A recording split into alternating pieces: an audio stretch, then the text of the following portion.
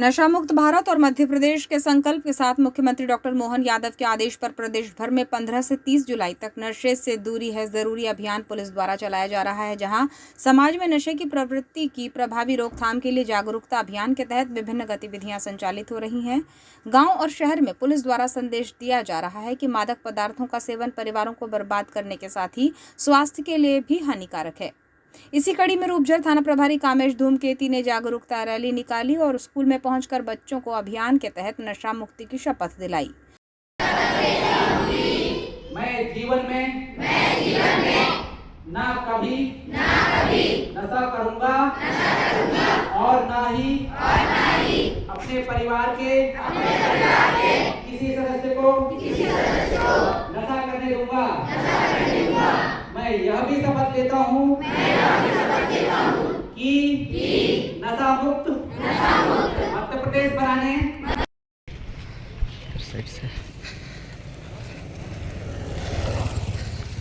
बोलो ना तुम लोग बोलो ना।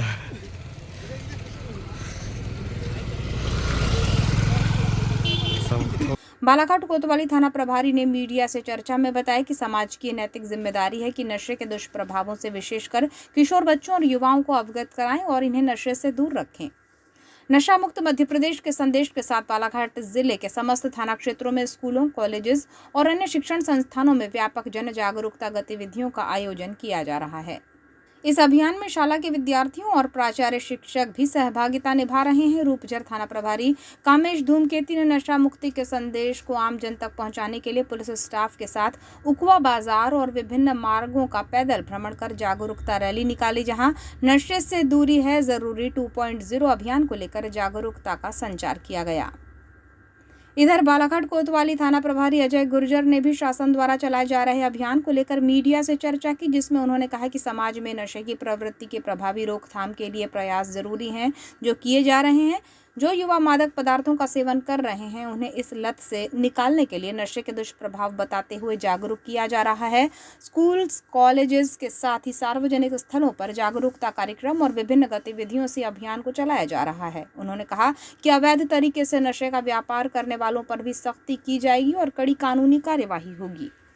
तो आकांक्षी योजना है 2029 तक ड्रग्स मुक्त भारत के, उसी परिप्रेक्ष्य में हमारे माननीय डीजीपी साहब द्वारा ये ड्राइव चलाई गई है 15 दिन। तो इसमें विभिन्न कार्यक्रम होंगे जिसमें ज़्यादा से ज़्यादा लोगों को इंटरेक्ट करना है, जागरूक करना है, नशे के दुष्परिणाम के बारे में बताना है। साथ ही जो पेडलर्स हैं या बड़ी खेप जहाँ से आ रही है उसके संबंध में जानकारी लगाना है, प्रभावी कार्रवाई करना है।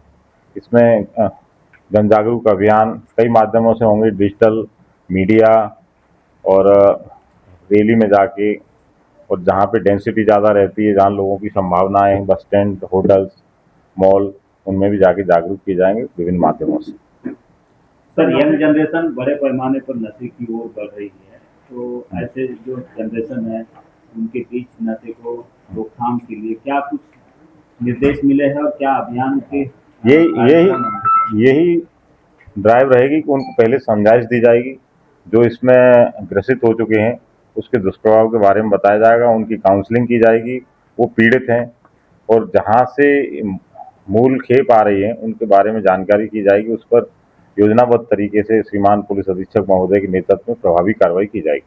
सर, आज आपने कार्यभार ग्रहण किया है, नशे के सौदागर और जो खुले में नशा करते हैं उनके लिए क्या अल्टीमेटम है?